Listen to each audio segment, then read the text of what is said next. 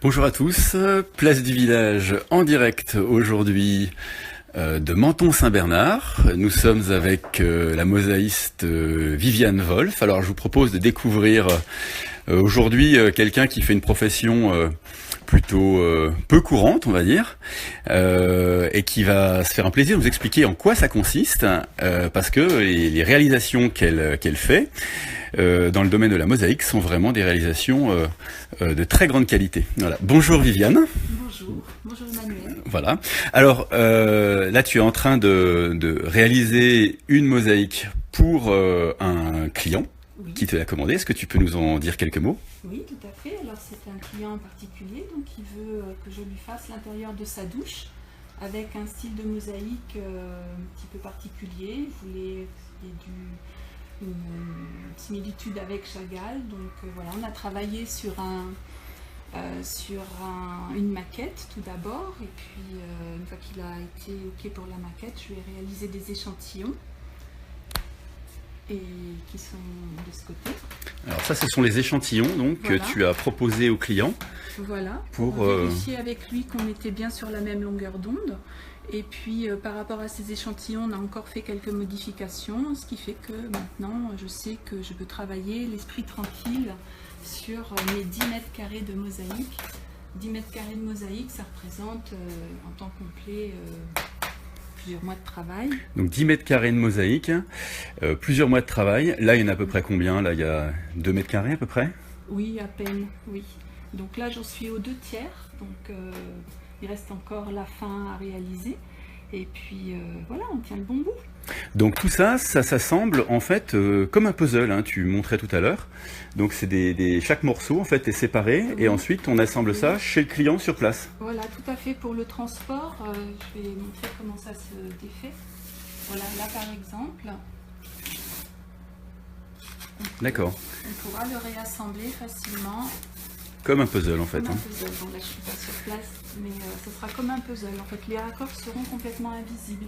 Et de manière à pouvoir travailler à l'atelier sans squatter chez le client pendant les plusieurs mois qui sont nécessaires à la réalisation, je travaille avec une méthode sur filet. Donc sur un papier, tout d'abord, j'ai mes grandes lignes, mon dessin qui est là-dessous. Ensuite, je mets un plastique pour protéger le dessin et le filet vient par-dessus. Ensuite, je colle avec une colle vinylique sur le filet. Et quand j'irai chez le client, il suffira que je décolle tout ça. D'accord. Voilà, j'emmène tout ça, je peux donc les morceler et puis reconstituer le puzzle directement sur place. Alors quand on est dans ton atelier, c'est quand même assez impressionnant parce que tu as une quantité de matériaux un peu partout, des outils, des petits carrés dans des bocaux, etc. Tu peux nous montrer un petit peu Oui, tout à fait. Donc là, c'est de la faïence, du carrelage comme tout un chacun a chez lui. Donc il y a des outils pour travailler la faïence. Voilà, quand on veut des coupes précises, hein, j'insiste sur les ajustements, c'est pas juste des morceaux qu'on place au hasard, hein, tout est étudié pour avoir des interstices réguliers. Donc il nous faut un matériel qui permet de faire ça. Et puis ensuite, au niveau des matériaux ici, alors je vais donner les termes, hein, on a les galets japonais, des smaltes, c'est les termes techniques qui ne veulent peut-être pas dire grand-chose. C'est de très belle couleur en tout cas. Voilà, Hein. mais bon, là-dedans c'est du marbre, hein, comme dans les mosaïques antiques. Voilà, il en faut toutes les couleurs, donc ce qui explique... Il faut être extrêmement ordonné pour faire de la mosaïque en fait. Hein. C'est qu'on a beaucoup de matériaux effectivement et il nous faut beaucoup de couleurs, donc oui, quand on en a besoin, il faut savoir où aller les chercher. Et puis vous avez ici toutes sortes de couleurs, des émaux, des grès, des pâtes Voilà. de verre. Là c'est encore impressionnant. des pâtes de verre, voilà. Et puis ça c'est qu'une partie parce qu'il y en a encore, il en faut beaucoup. Voilà. Et puis aujourd'hui quand on fait de la mosaïque, on aime bien mélanger les matériaux. En tout cas, moi aussi, quand je crée, j'aime bien mélanger des matériaux mat avec des matériaux brillants. J'aime bien les effets de lumière, parce que chacun renvoie la lumière différemment. D'accord. Bon, pour toutes les personnes qui ont du mal, en tout cas, à ranger leurs outils chez eux, il faudrait qu'ils prennent exemple sur ça. Je pense que ça serait au moins très clair. Alors, on a vu le projet sur la table, mais il y a aussi d'autres réalisations que tu effectues. Par exemple, cette crédence qui est juste près de cette cuisine, en fait. Donc ça, c'est des commandes que tes clients peuvent te faire. Tout à fait, oui. Je réalise des crédences aussi. En fait, ça peut être des sols, des éléments de décor de jardin, de sol de fond de piscine. Voilà. Des fonds de piscine aussi, c'est oui. Piscine, ben oui. Ça peut être plein de choses. Et puis, il y a le volet aussi mosaïque artistique. D'accord. Alors, on va peut-être regarder ce que tu as accompli comme réalisation. Alors, on va aller de l'autre côté. Là, c'est quand j'ai un petit peu de temps. On va peut-être commencer par celle-ci, là. Voilà, quand j'ai un petit peu de temps, je m'adonne à la création quand même. Je ne travaille pas que pour mes clients. J'essaye de... C'est l'essence même, en fait, de ce qui m'a conduit à devenir mosaïste, les besoins de créer. Voilà, c'est ce que tu disais tout à l'heure, c'est le besoin de créer, de réaliser une œuvre artistique pour toi, en fait. Voilà, pour moi, oui.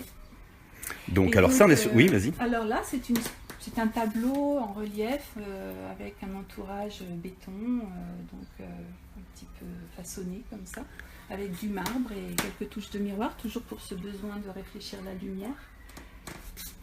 Et celui-ci, c'est du marbre et du verre artisanal. D'accord, le mélange, là encore, c'est ce que je disais tout à l'heure, on mélange les matériaux, le verre, le marbre, en fait, pour... Voilà, pour donner des effets. Pour donner un effet, oui. Pour le côté mat ou le côté brillant, le côté satiné, etc. Alors moi, ce que je trouve génial, c'est ce que tu m'as montré, qui est accroché au mur là, c'est des mosaïques à partir de matériaux industriels. Oui, tout à fait. Finalement, tout est possible en mosaïque. Tout est possible, il suffit d'avoir l'idée, l'imagination. Donc c'est vrai que là, j'ai travaillé sur un thème que j'ai appelé les temps modernes, qui était à la base l'idée d'assembler tout ce qui est rouage, roulement, engrenage. Je peux avancer un petit peu parce qu'on ne voit pas très bien. Voilà. Donc ça, c'est un mélange de pièces industrielles. Voilà, et de verre de toutes sortes, de grès, des mots. Voilà, j'ai fait tout un mélange. Et puis celui qui est à côté, pareil, là on a des roulements. Oui, il y a des roulements, il y a aussi des copeaux de fraisage, des copeaux de perçage, des injecteurs, des filtres à essence. Enfin, je me suis documentée. Faire de la mosaïque avec des filtres à essence, c'est quand même, je pense, plutôt rare. Je me suis documentée sur ce que j'utilisais, parce que je voulais savoir ce que j'avais dans les mains. Donc, voilà, et puis toutes ces créations ont été exposées au musée du décolletage et de l'industrie à Cluses, du décolletage et de l'horlogerie à Cluses l'année dernière. Donc elles étaient vraiment dans leur élément, au milieu des roues dentées, des machines. Voilà. D'accord, mais c'est une bonne manière de recycler finalement des matériaux issus de l'industrie. Voilà, ils ont une seconde vie. Aller au rebut, donc c'était une manière de leur redonner une seconde vie, de les mettre à l'honneur aussi. Et je pense que je vais les intégrer dans mes prochains projets que j'exposerai à Irkoutsk. D'accord. Alors, il y avait encore une dernière œuvre qu'on avait regardée. Ah si, il y a celle-là. Moi j'aime bien celle-là aussi. Ça, c'est une mosaïque à base de verre, donc. Tout à fait. Donc, et c'est une lampe. C'est une lampe. Voilà. C'est une applique lumineuse en fait. Une applique lumineuse, oui. Au mur. D'accord, donc là c'est verre sur support verre en fait. Voilà, même méthode que le vitrail, sauf qu'au lieu de mettre du plomb entre les morceaux, le mosaïste il va mettre du joint. D'accord. Et puis ces réalisations qui sont juste au-dessus de moi là par exemple. Alors là, notamment la petite ici, on a de l'ardoise, c'est ça? On a de l'ardoise plantée sur la tranche et puis posée à plat. D'accord. Les extrémités, pour les angles. On a aussi du verre irisé, donc qui va renvoyer la lumière avec différentes couleurs selon comment on la regarde. J'ai aussi mis un copeau de perçage, voilà, et puis le reste c'est du ciment. Là on est plus sur du travail artistique que artisanal en fait, non? Oui, c'est vrai que dans la mosaïque il y a deux facettes. On peut concevoir la mosaïque d'une facette plutôt artisanale ou plutôt artistique. Et moi j'ai pas fait de choix. D'accord. J'aime bien aller de l'un à l'autre, ça se mélange et voilà. Alors tu as réalisé, quelle est l'œuvre dont tu es peut-être la plus fière en fait en tant que mosaïste, hein? Alors c'est toujours la dernière, celle dont je suis la plus fière, c'est toujours la dernière, voilà. Donc en fait j'ai réalisé un gypaète, une grande sculpture qui fait plus d'1 mètre d'envergure, de longueur et de hauteur, parce que cet oiseau c'est un oiseau qui est en voie de disparition, qui est en cours de réintroduction, donc j'avais envie d'attirer l'attention sur cet oiseau. Et voilà, c'est une sculpture que j'ai exposée sur Annecy en novembre. D'accord. Et donc tu nous expliquais aussi que tu as réalisé donc des mosaïques dans plusieurs pays du monde, au Chili, en Russie, également en Sibérie. Oui. Est-ce que tu as d'autres projets similaires pour les mois qui viennent? Alors le mois prochain, je retourne en Sibérie. C'est dans l'idée de prolonger un petit peu ce que j'ai fait il y a 2 ans. Et puis d'organiser une mosaïque collective avec les personnes qui seront avec moi dans le festival d'art contemporain où je vais participer. D'accord. Alors j'aimerais maintenant qu'on a regardé un petit peu toutes tes œuvres, qui ne sont qu'une toute petite étendue seulement de l'immense réalisation que tu fais. J'aimerais qu'on parle un petit peu du métier de mosaïste en fait, et tu tenais à ce qu'on en parle, parce que toi-même tu t'es reconverti dans cette profession, enfin dans ce métier-là. Au départ, tu étais cadre dans la banque, hein, je crois, c'est ça? J'étais employée. Employée de banque, enfin bon voilà. Et ensuite, tu t'es mise, tu en as eu finalement, tu as voulu changer de métier, voilà. Et tu t'es donc orientée vers un métier artistique. La mosaïque. Et donc c'est un métier qui souffre un petit peu d'un manque de formation et de reconnaissance, c'est ça? C'est ça, oui. Aujourd'hui, c'est un métier qui renaît de ses cendres. C'était un métier qui était très connu dans l'Antiquité, mais à l'heure actuelle, c'est plus difficile d'être reconnu. On a un grand travail de promotion à faire. Avec des collègues mosaïstes de la région, on a créé une association qui s'appelle Mosaïque contemporaine en Rhône-Alpes, dont le but est la promotion de la mosaïque contemporaine. Voilà, et le but ultime, c'est de faire reconnaître le métier de mosaïste comme un métier à part entière, avec tout ce que ça comporte comme formation certifiante, diplômante. Voilà. Oui, parce que n'importe qui peut devenir mosaïste en fait actuellement. Il n'y a pas de passage obligatoire, de diplôme nécessaire pour devenir mosaïste à l'heure actuelle. Donc toi, ça fait 20 ans que à peu près que tu fais cette activité. Donc tu t'es formé au cours des années et tu continues à te former encore aujourd'hui. Donc c'est un travail de longue haleine. Hein. Tout à fait. J'essaye de continuer ma formation en allant dans des ateliers de mosaïstes par le biais de la formation professionnelle. Alors tes clients en fait, c'est à la fois des particuliers, privés, qui auraient envie de se faire plaisir en réalisant une salle de bain en mosaïque par exemple. C'est aussi des collectivités qui font appel à tes services pour... Effectivement des collectivités, des écoles, des MJC, des centres sociaux, des mairies, même des bailleurs sociaux aussi, comme Haute-Savoie Habitat. Et là, je viens de terminer cette semaine une grande mosaïque avec une école de Collonges-sous-Salève, avec les enfants de 3 ans à 10 ans.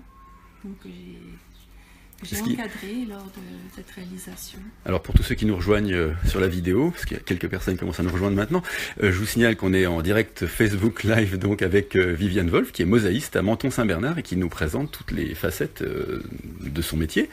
Est-ce que les enfants qui réalisent ces mosaïques avec toi, en fait, ils aiment bien ce genre de travail? Ah oui, ils se prennent au jeu, c'est vraiment fantastique parce que moi j'ai hâte qu'on fasse l'inauguration parce qu'en fait ils ont vu que des petits morceaux de la mosaïque et puis lorsqu'on va la dévoiler, qu'ils verront l'ensemble, ils seront certainement très surpris de voir que tous ensemble ils ont réussi à faire quelque chose de très grand et dont ils n'imaginaient pas la taille au départ. Et cette inauguration, elle aura lieu quand ? C'est le 2 juin. Le 2 juin ? Le 2 juin à midi. À midi, à l'école de Collonges-sous-Salève. C'est ça? Au campus adventiste. Au campus adventiste, d'accord. Bon, bah, j'espère qu'il y aura de nombreux spectateurs pour venir admirer la réalisation. Alors, est-ce que quand même, si on n'a pas envie de devenir mosaïste professionnel, entre guillemets, est-ce qu'on peut quand même se lancer un petit peu modestement, chacun chez soi, pour essayer de coller quelques carreaux? Oui, tout à fait. La mosaïque est accessible accessible, je dirais, à tout le monde. Si on a envie de créer, si on a un petit peu d'imagination, on peut très très vite se faire plaisir. Alors, c'est quoi le plus simple en fait? C'est de coller des carreaux, Le plus simple, ça va être, oui, de prendre ce que j'appelle les émaux, et puis de les casser, et puis de les assembler, voilà, de jouer avec les formes et les couleurs. Alors, est-ce qu'il y a de nombreux mosaïstes en fait dans la région? Dans la région, on n'est pas très nombreux, on est moins d'une dizaine. Et alors, tu es allé au Chili, je le disais tout à l'heure, avec d'autres mosaïstes pour travailler. Vous êtes en réseau? Comment ça fonctionne? Vous êtes en contact, tous ces mosaïstes qui travaillent dans les différents pays, etc. On s'est rencontrés, on garde le contact via les réseaux sociaux, via Facebook, et puis on est comme ça au courant de ce qui se passe à travers le monde. Et quand il y en a un qui lance un grand chantier, souvent il fait appel aux autres, soit pour l'aider sur place, ou alors on peut lui envoyer aussi des choses. D'accord. Est-ce qu'aujourd'hui le choix que tu as fait d'être mosaïste, c'est un choix que avec le recul, tu te dis j'ai vraiment fait le bon choix, c'est vraiment un truc qui me plaît, c'est sans aucun regret, Jamais j'ai regretté, jamais. Non. Même dans les moments difficiles, je suis à ma place, je fais ce que j'aime. Je rencontre rien que des gens sympathiques, donc c'est formidable. Alors tu fais aussi de la formation, j'ai vu. Oui, tout à fait. Donc tu apprends aux gens à devenir, à faire de la mosaïque. Voilà, tout à fait. Il y a des cours qui ont lieu ici à peu près toutes les semaines. Donc c'est dans cet atelier que les cours ont lieu. Voilà. Cet atelier qui ne sera bientôt plus ton atelier, on va en dire un petit mot quand même. Oui, parce que je déménage, je change d'atelier. Cet automne, je serai plus dans le centre du village de Menton. Voilà, de plein pied, et puis un peu plus grand, voilà, dans un lieu vraiment dédié à la mosaïque aussi. D'accord, très bien. Alors je vais remontrer un petit peu encore les différentes réalisations que tu as effectuées. Et puis, je vais te remercier, Viviane, pour l'accueil que tu nous as donné. Surtout qu'en plus, je t'ai interrompu dans ton travail. Et tu m'expliquais au début qu'il fallait ne pas être interrompu quand on fait de la mosaïque. Oui, ça nécessite une forme de concentration. Et quand on fait de la mosaïque, en fait, c'est pour ça que la mosaïque fait partie des arts, le mot m'échappe, de l'art-thérapie, parce qu'en fait, on est dans une sorte d'état méditatif, où il faut être concentré, il faut être dans l'ici et maintenant, et ça fait un bien fou. Ici et maintenant, ça me rappelle quelque chose, les bas cours de yoga. Voilà, exactement, ça détend, ça fait vraiment du bien, et du coup, on prend du recul sur les choses. Mais il y a un petit temps où il faut rentrer dedans, se concentrer, et c'est vrai que c'est pas quelque chose qu'on va faire facilement en discutant. D'accord. Très bien. Voilà. Bon, mais merci en tout cas de nous avoir reçus. J'espère que ce petit reportage aura plu à tous les téléspectateurs de la place du village. Voilà, merci encore. Et puis bonne d'avoir partagé ma passion. Eh ben, c'était réciproque en tout cas. J'espère qu'on a tous pu découvrir un petit peu une des facettes de ce métier qui finalement n'est pas tellement connu en réalité. Et puis voilà, bonne journée à tous sur la place du village, bien sûr. Et merci encore, Viviane. Merci.